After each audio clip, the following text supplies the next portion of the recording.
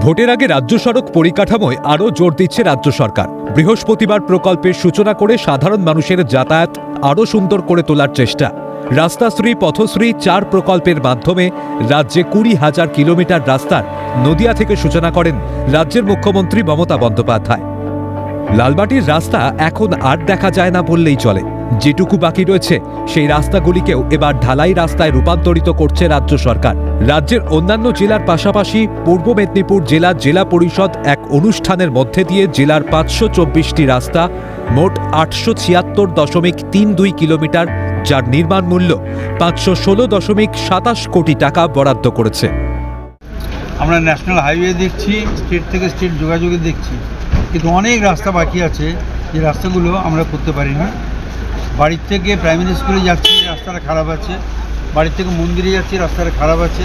বাজারে যাচ্ছি, রাস্তাটা খারাপ আছে। এগুলো আমরা সবটা করে দিতে পারি।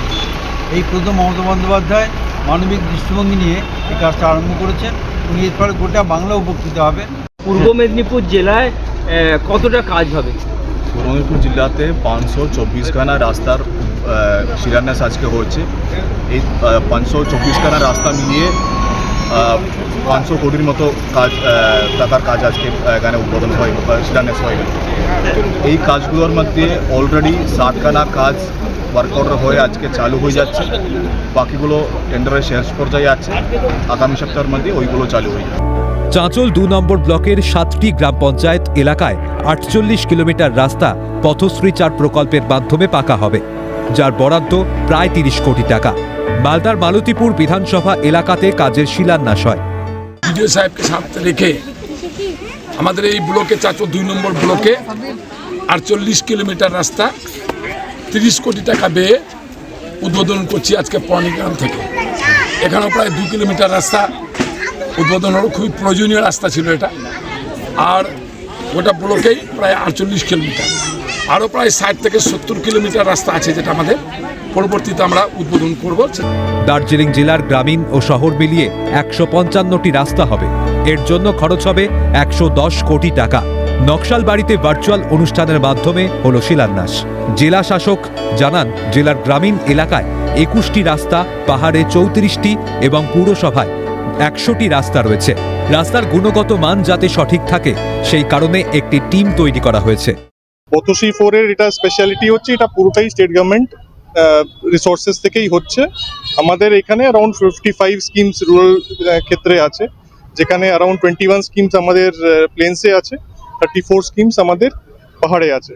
অ্যারাউন্ড 147 কিলোমিটার রাস্তা হবে, 111 করোড়ের মতন এখানে খরচা হবে। কোটির মতো রাস্তা ফাঁসিদেওয়া ব্লকে আছে এবং অন্যান্য জায়গায় আছে।